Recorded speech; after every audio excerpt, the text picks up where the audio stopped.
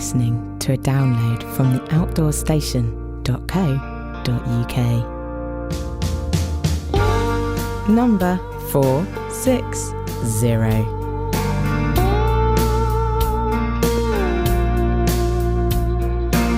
Hello and welcome back to another podcast at the Outdoor Station, recorded at the 2018 photography show at the NEC. In this, the second episode from the event, we talk to Ilford Photographic regarding a remarkable treatment for art paper to give you amazing printed results using your inkjet printer. We also speak with Atomos about how to correctly record high definition and 4K video straight out of your camera so it's ready to edit at broadcast quality. And Panasonic UK for their good, better, best suggestions for a camera for us outdoor enthusiasts. Now, if you listened to number 459, you'll know that I had been liaising with all the major brands prior to the show to get their suggestions as to the best camera for us and why, taking into account our needs, of course, when we're remote for several days at a time. I was also helped at the event by Andy Howell, who wandered the halls looking for, well, anything lightweight, unique, or just plain fun. And of course, everything we discovered and discussed during this podcast, all the links and images, etc., can be found over on the show notes over on theoutdoorstation.co.uk. But first, let's hear from Kevin Walker, Brand Development Specialist for Panasonic UK. We have three product categories. We'll start with compact, go up to bridge, and then interchangeable lens. Predominantly, most people start with a compact camera, so we're going to be looking at our premium compact, which is the TZ200. Then we're going to go on to the FZ330, and up to the G9, which is our premium, top-of-the-range interchangeable lens camera. Okay, so starting with the compact camera then, let's look at the key features from an outdoors perspective. So these are people that go out for several days at a time. They're looking for cameras that won't be affected by adverse weather conditions, and also charging and battery life's a big thing as well. Yeah, so great. So we're looking at the TZ200. The beautiful thing with the TZ200, firstly, is you can charge in camera. So you just need a USB port, and you can plug the charger straight into the camera.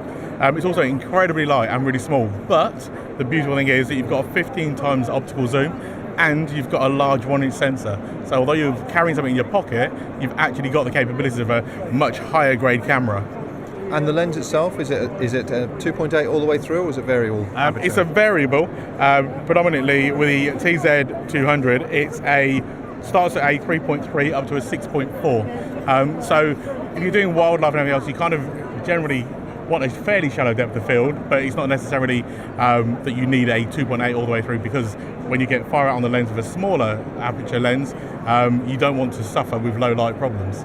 So, as I understand from the product code, the TZ, this is actually designed really for the travel market as well as the outdoor market.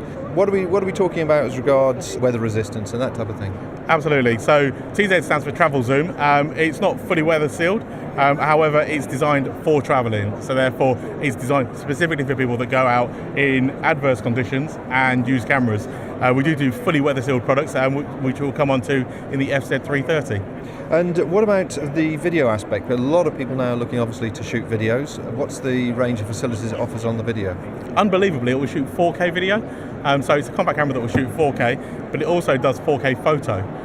So we're using 4K video technology to be able to actually, rather than softening it because we're worried about motion, it will keep each frame solid and sharp, so therefore you can lift a still out of it. So if you're working in low light conditions or whatever else and you shoot a short video, you can then lift a still from that actual bit of video. Fantastic. Obviously for people that do shoot video, a lot of people are looking to do selfies and stuff. At this particular price point, are we looking at a screen that will flip round? Not on this particular model, no. Okay. What is the price point of this? $729.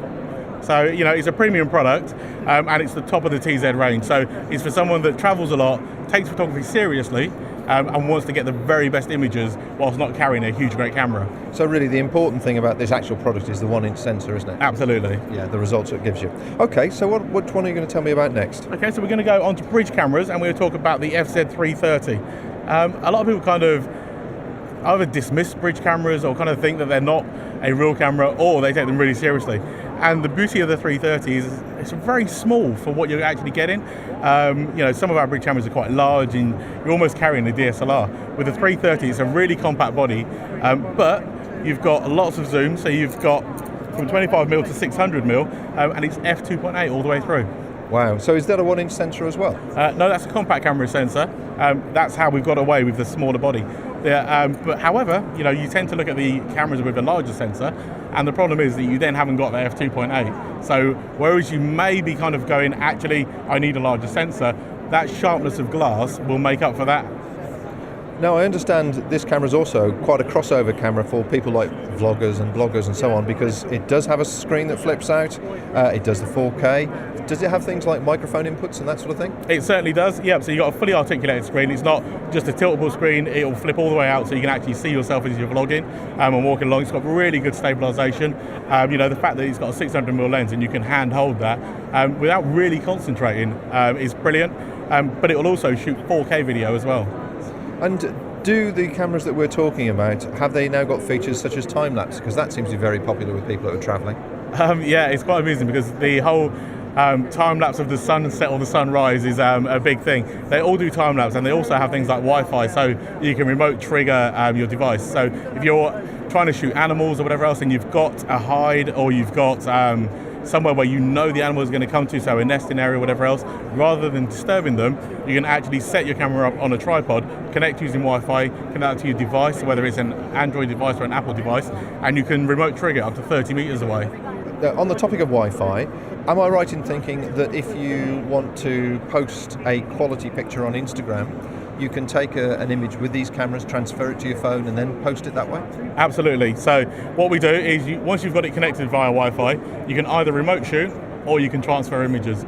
You don't have to batch transfer, but you can if you want. You can actually view them and just select each individual image that you want, and they'll just bring them over to your device from your camera, which is brilliant for Instagram and all these things, because if you're in humid conditions, the last thing you want to do, particularly with something like an FZ330 with a weather-sealed camera, is start opening it to take your SD card out. Leave it sealed, transfer your images over, get them to your device, and then post them remotely. Okay, so we are looking at quite a useful camera for my sort of needs, my listeners' needs, being outdoors with weather sealing, the Wi-Fi features, the flip-out screen, the 4K video, audio inputs, and a 2.8 all the way through. It's a good compromise unit that gives you all sorts of features, isn't it? Absolutely. It's kind of one of those cameras that quite often people will buy for a partner that isn't quite into photography, or just have as like they're kind of like a little second camera. And the biggest issue that they find is they're picking it up more and more and leaving the big heavy kit at home, because actually it is so capable.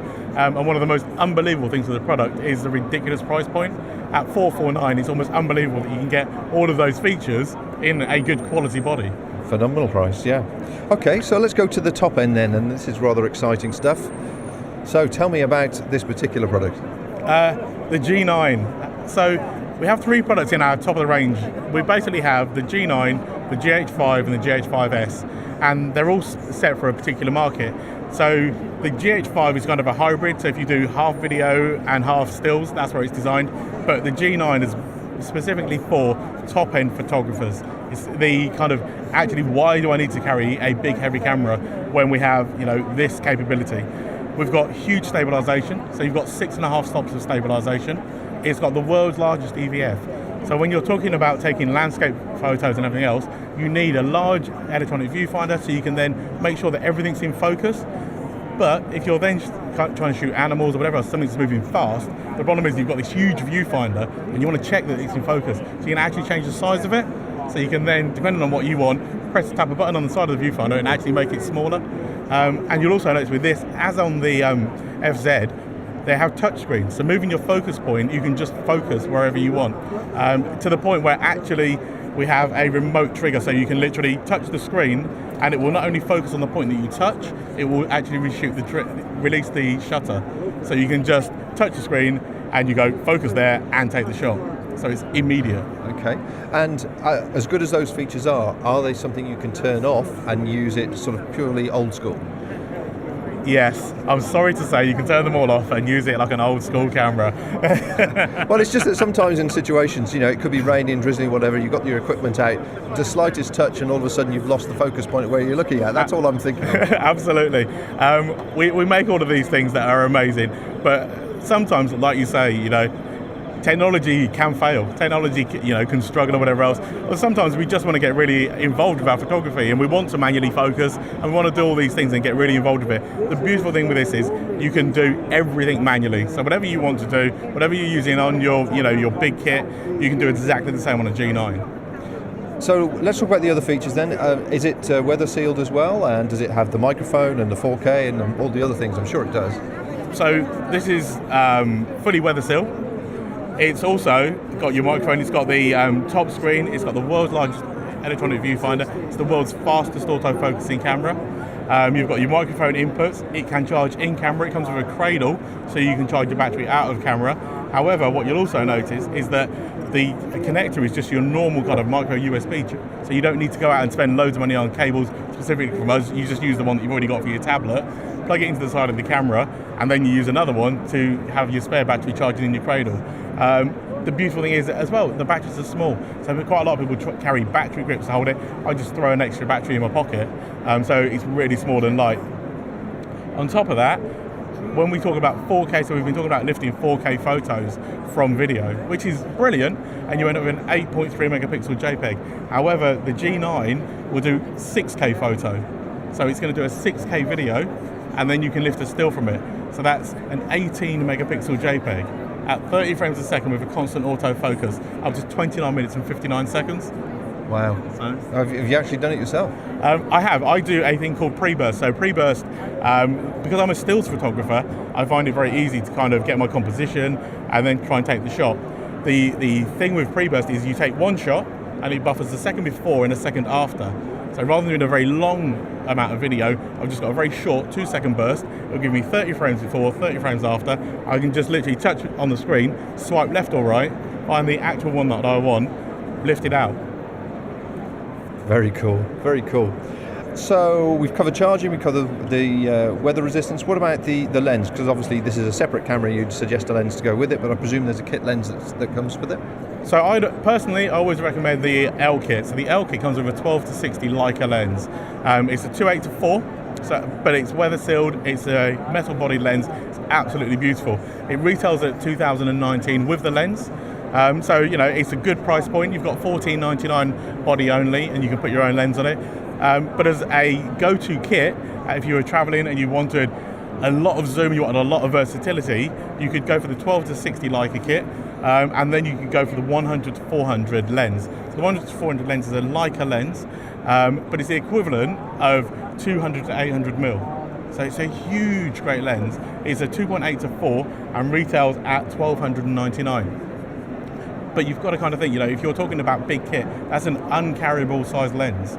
So you've got an 800 mil, and not only is it 800 mil, but you can hand hold it. Right. So if you're in the middle of nowhere, you don't want to carry big, heavy tripods and everything else. You want to have the faith in the kit and the kit to have the capabilities to use it at its extremes and nail that shot, and it can do it. Well, Lumix has never let me down. I've got an FT3, one of your tough cams, and I see the range is still going. It's always been a very solid, reliable camera for me, but it's great because I just take it out when the weather is at its worst, and it performs and does everything, and I don't have to worry about it. And I'm pleased to see you still got it in the range. Yeah, we've gone up a little bit. We're now on FT30. Not a huge amount have changed. Basically, what we've worked on within this product is the toughness. So we've made it tougher, but you're still using your FT3, right? Yeah. I mean, we're trying to sell you a new camera, but you're still there going, nope, it still works perfectly. But we have done things like introduce the Wi-Fi and everything else, so moving those images across is brilliant. Because actually, if you've shot a meter underwater, for example, you can take it out, the camera can still be sat there dripping wet, and you can just transfer your images off while you're at the side of the ocean, and be processing those films on and getting them on social media, making yourself an Instagram sensation. The Outdoor Station is your one-stop shop for audio and video entertainment for the self-powered traveller. You can find us online, on internet radio, on smartphones, on smart TVs, on YouTube, on Apple TV, on Now TV and on Facebook. You can also stream us live via the iTunes app or TuneIn radio app. The list is continually expanding, and for full details of how to subscribe, download or stream and enjoy our massive free library, please visit theoutdoorstation.co.uk.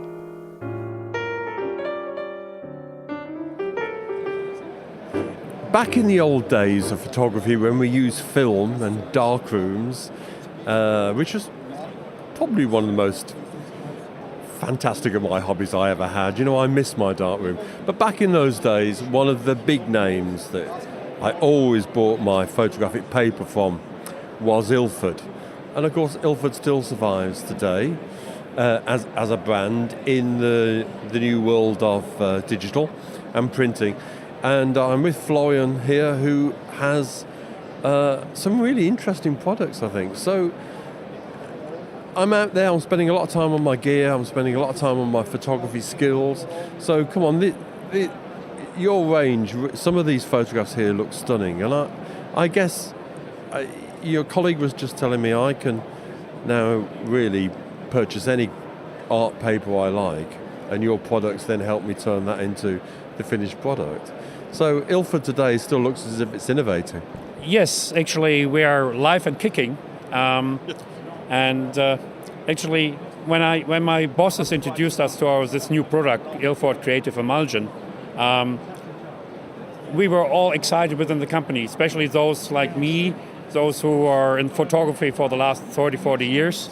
We learned photography in the darkroom, and as exciting the digital transition was, we all miss the darkroom times. And when we got introduced to this product, we as employees were excited. So what is this creative emulsion? What does it do?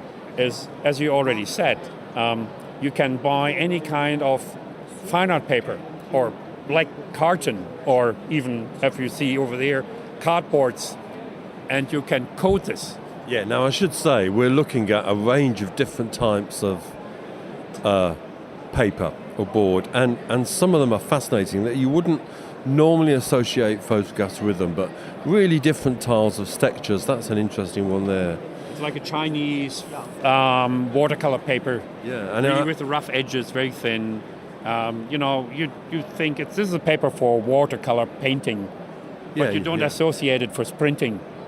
Yeah. But now with we have two fluids. One is a transparent fluid. That means if you coat the paper with it, the uncoated areas you still see the actual paper. The actual finish. Yes. So tell me how the coating works. I'm buying a specialist coating from you. I'm coating the paper, the specialist paper that I bought. Yes. And then what happens in terms of the image? Okay. So the kit of the coating equipment is the coating fluid plus a so-called coating bar, which is a metal bar with a wire around it.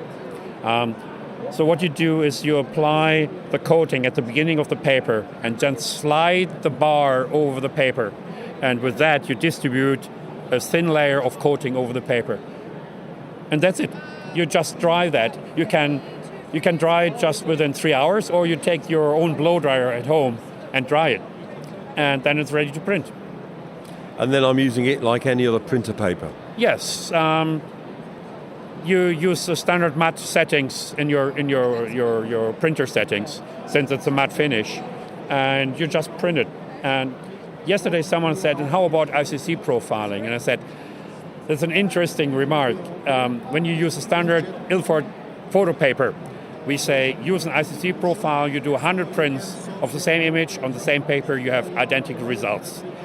And what we say here, you do 100 prints with creative emulsion on the paper, you get 100 different individual print results. And that really is like being back in the darkroom, isn't it? Yes, it keeps... There's a place for standardization, but there's a place for that kind of creative. Yes, exactly. As important standardization is in a production workflow, when we want to create a piece of art, something unique, standardization is our enemy. I hate it. And I want to create one piece of art which is one of a kind. I can sign it. I don't need to add a number to it. It's not a 1 out of 10 or 100. This is 1 out of 1. Even if I reproduce the same coating on the same paper, then it will still look kind of different. what a lot of customers do is we have a white coating fluid. You can then apply it with a brush and create a certain texture. You can even do it that thick. So you're getting into a kind of oil painting tone. Yes, you can even touch it. You feel the brush strokes, and of course you can see it. We have a black cardboard. Unfortunately, you cannot see that. But imagine a black cardboard, and we do an oval shape of coating, and then we print an oval masked image on top of it, and then you have something. And then you have an image here where we masked it in Photoshop with a soft edge, and then we print it on this roundish coating, and applied with a brush. It's so unique. Everybody looks at the cardboard and first asks, "Oh, you can print white now?" I said, "No, that's not the ink what you see. That's the coating what you see." I think. It's difficult to understand the quality of this until you see it, but it is absolutely fabulous. So if you imagine any quality art paper that you want to print on, this Ilford product will allow you to do it. Now, Ilford has always been famous for stunning black and white images, and there's a lot of stunning images here, but we're talking colour as well. Yes, of course. You can. That's a good thing. Whatever you can print with your inkjet printer. You can print on this paper, so there's no limits. And the good thing is, since there's no limits, the limit is the capacity of the printer. What thickness of paper you can feed through, and your creativity. The printer has its limitation. Your creativity is limitless, I assume. Well, I think if you are keen on your photography and you already have your own printer at home, which I know a lot of people do, this really is worth having a look at. These are great. These are great images. And what we're talking about here is the product is the chemical that allows you to turn any piece of art paper into photographic paper. So, how much would that retail for? That? First, let me explain. The white coating, what you see here, is the same microporous coating you see on a fine art paper. Yeah. So the printing results are as brilliant as you have it with a good fine art paper out of a standard commercial range. So we have a so-called starter kit with 2 bottles of 250 milliliter each. One is white, the other is transparent, and it comes with a coating rod, the iron where you coat the paper with. The online, we show it the very first time here in the UK, here in Birmingham at the photo show. So in about a week from now, it will be available online through our distributor Pt2. And the online price, including shipment and VAT, will be £120. Okay. So £120, the question is, what do I get for £120? Stunning images, I think, is the answer. But how many stunning images can I do with 250 milliliter? That is an important question. So if you apply with the coating rod on an A4 white paper, you need to use about 10 milliliter.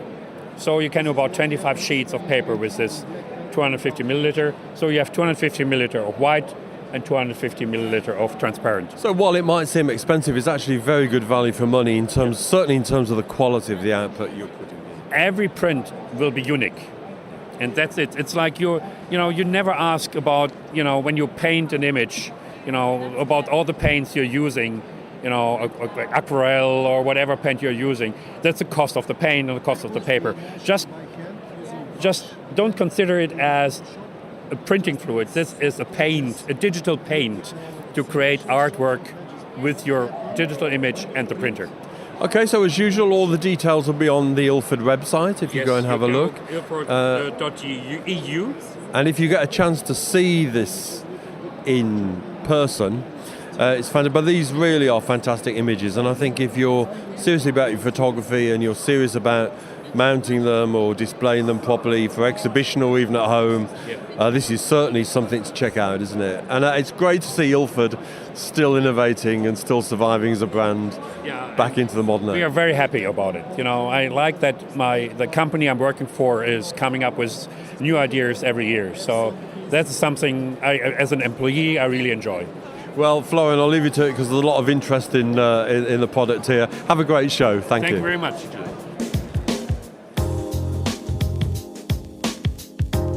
Video is becoming more and more popular as YouTube and social media take over our lives.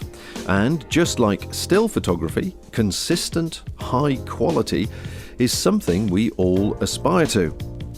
What many people don't realise is that to get outstanding video quality out of your chosen camera actually requires you to bypass the internal recording system, as Richard Warburton from Atomos now explains.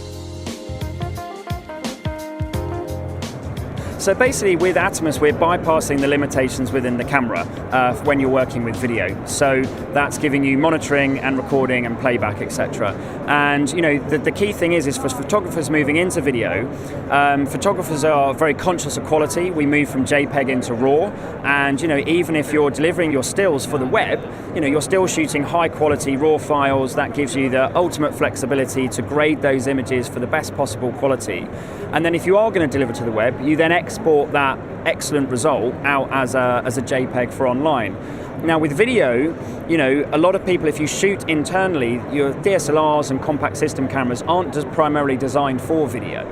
So they are throwing away a lot of color information, they are destructively compressing the video internally when they're recording, and that means that you're getting effectively the video equivalent of a moving JPEG still. So if you record at that quality and then you go through an edit process, you start color manipulating, putting additional graphics and titles, maybe applying some effects, you're just going to further degrade that image, and it's going to really, really start to fall apart. In the same way that if you were trying to notably color correct or post-process a JPEG. So your end result for the video will be quite poor, and it won't match the level of your stills. So what Atomos does is it takes the output from your camera after the lens and the sensor. So it's bypassing all of the then destructive or limiting functions that happen within the camera from that point. And we record into an edit-ready format, which is either Apple's ProRes or Avid's DNX codecs. So these are native post-production codecs that are visually lossless at the highest quality setting. They natively work in things like Final Cut 10, Adobe Premiere, Avid, Edius, DaVinci Resolve, and pretty much most applications out there, even iMovie will accept it. And so it's a very, very accessible codec, which is giving you this super high quality straight off your camera sensor. And I think what a lot of people don't understand is that the actual process that you have on the computer for editing your films afterwards, it actually has to work harder for footage that's recorded out of the camera on the camera chip than it does with the higher res format. And that is completely correct. And it's a question we get asked a lot, where someone goes, when I'm editing the video off my camera, my computer's struggling, and if I'm going to move to this new ProRes or DNX format, which is a much bigger file, surely this is going to be a lot worse. And actually the inverse is correct, where because ProRes and DNX are an edit codec, the software that works with them is optimized for those formats. So if the kind of best way to visualize it is if you imagine taking your video and each kind of still is a piece of paper that's making up that video, what your DSLR does or your compact system camera, it will scrunch that piece of paper up into a ball. What ProRes does in the Atomos is it's like rolling up that piece of paper into a scroll. So the scroll is bigger than a scrunched up ball, but when you get back to the edit, your computer has to unscrunch that ball to work with that video, to change the color, to manipulate it. And that's a lot of computational power to do that. Whereas, if you can visualize unraveling a scroll, it's easy. But also then talking about the quality side again, a scroll, there's no creases, there's no artifacts on there. Whereas that scrunched up ball, when you flattened it out, it's notably degraded. So, people actually find as long as you've got adequate storage to cope with the bigger file sizes, and the storage you're using can play back the slightly bigger files, which is only really relevant if you move to 4K. HD, pretty much most storage devices would cope with ProRes or DNX. It's only 4K that you would need to make sure you got suitably quick enough storage. But yeah, the actual computer power required to work with that is much, much less. Programs like Final Cut 10 are written around ProRes. So the first thing it asks you to do when you import some footage, if it's not ProRes, is to actually convert it to ProRes. So you're kind of saving on that time. And obviously, if you convert poor quality into ProRes, you've still got all the quality loss. Whereas if you go straight into ProRes, you've got the optimum quality from the camera. I know certainly, well, probably if not all cameras, most cameras now have got a HDMI output. And is that all you require as an input into your system? Pretty much. So we can take an HDMI input from pretty much any output from a camera. All we require really as a kind of a main requirement is that the output from the camera is clean. So that basically means that there's no overlay on there, there's no kind of ISO setting or frame guides on there. So, you know, most camera manufacturers are very compatible with that, and their video functions have these clean output settings. So people like Nikon, even from like the old, when the original D800 came out and sort of D3200 era upwards, pretty much everything is compatible. Sony from like the Alpha 99 era onwards, so certainly all the modern A7, S, R2s, 3s, A9s, etc., A63, 500s are all compatible. Panasonic from the GH2 kind of upwards, and even people like Fuji and Olympus now with things like the X-T2s, later cameras, and like the Olympus OME-M1s are compatible. Canon is where you have to be a little bit more careful because they make a lot of different cameras and they're quite protective of cannibalizing other divisions. From a DSLR perspective, the only cameras that officially give a clean output are the 5D Mark III and 5D Mark IV, 7D Mark II, and the 1DX Mark II. Everything else will, not give you that clean output, so you'll have a kind of pointless recording because there'll be something on there that you don't want kind of obscuring your image. So what is the starting point now for people who have listened to you and think, okay, well, I've got my computer system, I know it will edit ProRes files or Avid files.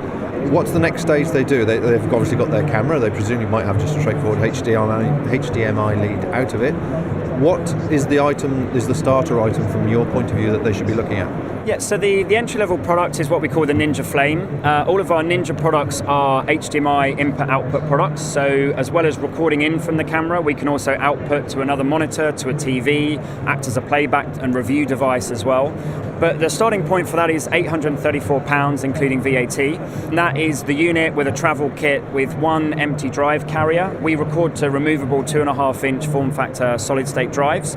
So we don't make them, we qualify industry standards, people like Angelbird and G-Tech on a specialist level, but Samsung and Kingston and SanDisk on a more commodity level.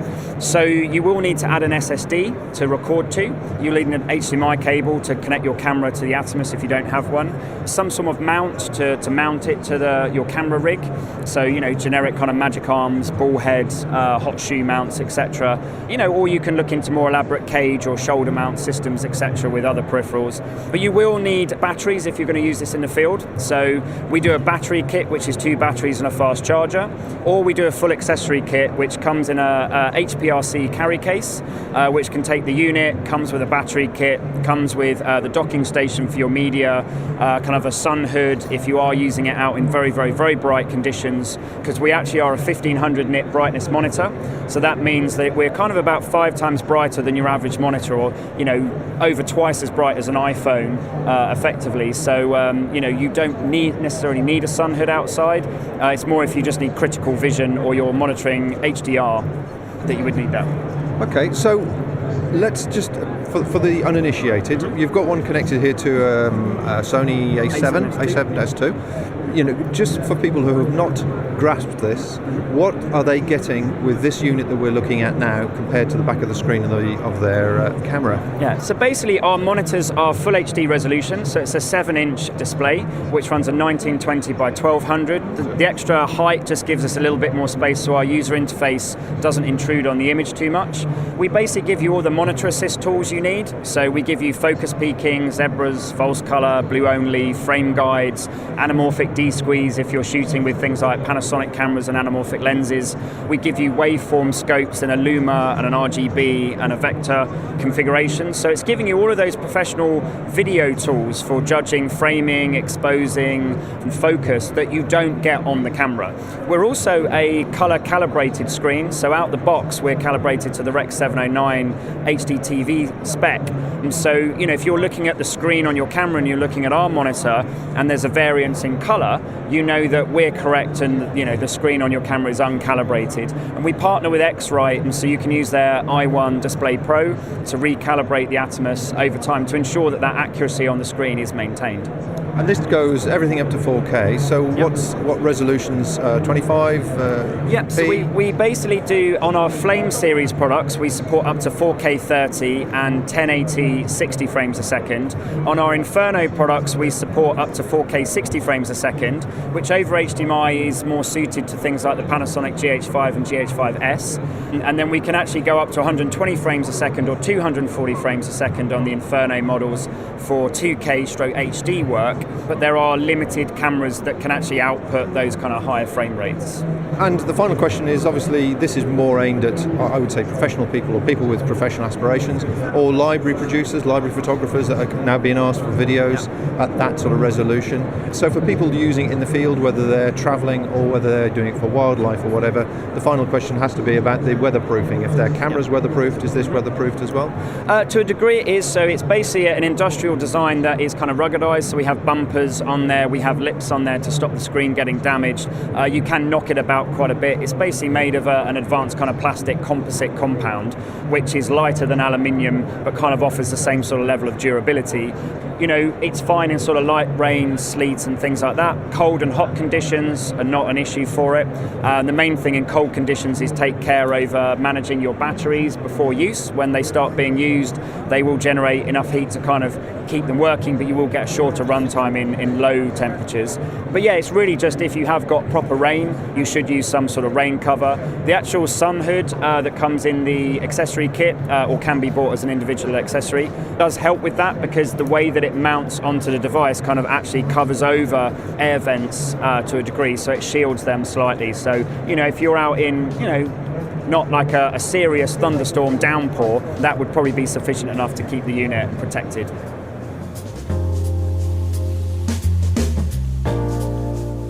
My thanks to everyone who took the time to talk to me during this busy show. Kevin Walker from Panasonic, Florian Grobler from Ilford, and Richard Warburton from Atomos, plus of course Mr. Andy Howell. All the links to the items discussed, images and further details can be found over on the show notes on theoutdoorstation.co.uk. Now, I hope these podcasts are helping you in some way, and we would appreciate you sharing any of the social media links or shortcuts, or adding comments to any of the references you see on social media. It all helps us share the love. So until next time, folks, bye for now. Thank you for listening to this podcast. To hear or see more from our extensive free library, please visit theoutdoorstation.co.uk.